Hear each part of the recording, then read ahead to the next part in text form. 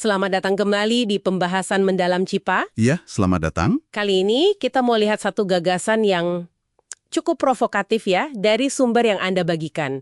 Spesifiknya dari The Diary of a CEO.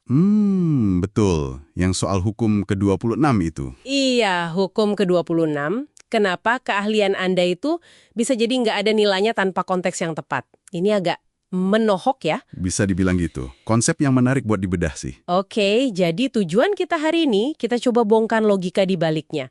Kenapa kok di mana kita berada itu seringkali lebih penting dari apa yang bisa kita lakukan? Sip, mari kita lihat. Nah, sumber ini langsung bilang ya, kalau keahlian kita itu pada dasarnya nggak punya nilai intrinsik.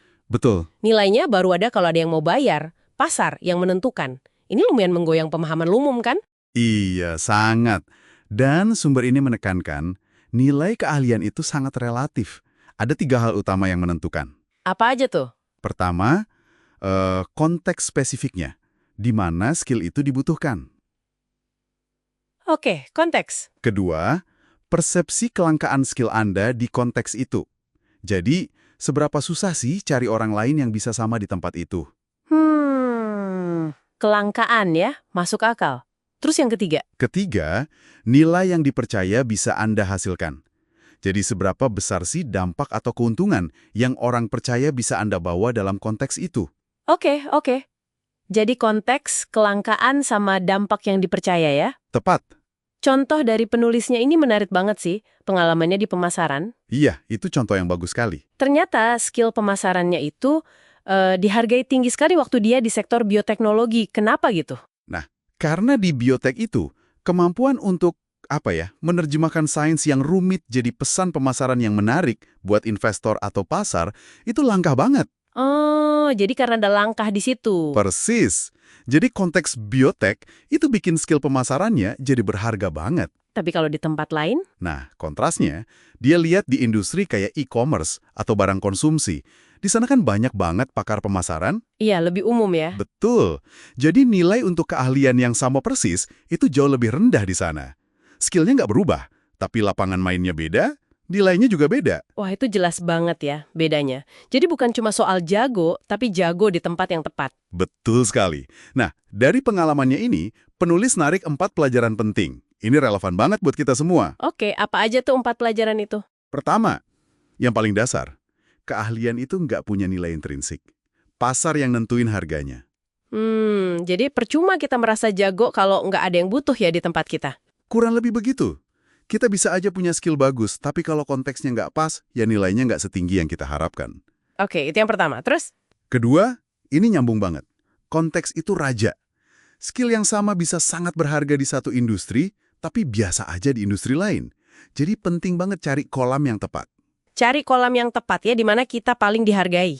Iya. Ketiga, soal persepsi kelangkaan tadi. Ini krusial. Kalau Anda bisa memposisikan diri, atau kebetulan ada di konteks di mana skill Anda dianggap langka, daya tawar kita naik gitu. otomatis naik. Ini kayak hukum supply and demand aja sih, tapi buat talenta di pasar kerja spesifik. Jadi bukan cuma seberapa bagus kita, tapi juga seberapa sedikit orang kayak kita di tempat itu. Menarik. Tepat. Dan yang keempat, ini soal skala dampak. Skala dampak, maksudnya? Nilai Anda itu dinilai berdasarkan potensi dampak yang bisa Anda kasih. Misalnya, kemampuan Anda mempengaruhi hasil besar, kayak terlibat di proses IPO perusahaan itu loh, penawaran saham perdana, yang nilainya miliaran dolar. Pasti dihargai tinggi banget ya? Jelas, itu akan dihargai jauh lebih tinggi daripada, katakanlah, kemampuan naikin penjualan produk yang margin untungnya kecil. Skala kontribusinya itu besar pengaruhnya. Wah, ini benar-benar mengubah cara pandang ya. Fokusnya jadi geser. Bukan cuma apa skill saya, tapi lebih ke di mana dan buat siapa skill saya ini bisa ngasih dampak paling gede. Persis. Keahlian sama, panggung beda, nilainya beda. Ini penting banget buat dipahami, terutama di pasar kerja sekarang. Betul. Implikasinya buat Anda yang mendengar nih, ini bisa jadi pemicu buat berpikir strategis. Mungkin, daripada cuma fokus nambah skill terus-terusan, Gimana? mungkin pertanyaan yang lebih penting itu, gimana caranya saya bisa menempatkan skill yang udah saya punya ini di konteks yang paling pas, paling menguntungkan, di mana panggung yang bikin skill saya ini paling bersinar. Jadi bukan cuma pengembangan diri, tapi strategi penempatan diri ya. Bisa dibilang begitu. Mungkin jadi sama pentingnya antara belajar skill baru dengan belajar di mana saya paling dibutuhkan dan dihargai. Oke, jadi kesimpulan utamanya jelas banget ya. Jangan cuma fokus ngasah keahlian, tapi pikirkan juga secara strategis di mana keahlian itu bisa kasih dampak dan nilai terbesar. Konteks itu kuncinya. Betul. Bagi Anda yang mungkin lagi merencanakan karir, coba pikirkan ini. Peta konteks ini bisa jadi sama pentingnya dengan peta keahlian Anda. Nah, sebagai penutup, ada pemikiran terakhir? Ya, mungkin sebagai bahan renungan buat Anda bawa pulang, kalau memang nilai keahlian itu sangat tergantung konteks, apakah ini harus mengubah cara Anda belajar atau cari peluang? Maksudnya gimana? Mungkin riset mendalam soal tren industri, kebutuhan pasar yang spesifik, atau cari celah kelangkaan di sektor tertentu, itu jadi sama krusialnya atau bahkan lebih dibanding cuma ambil kursus online buat nambah skill teknis baru.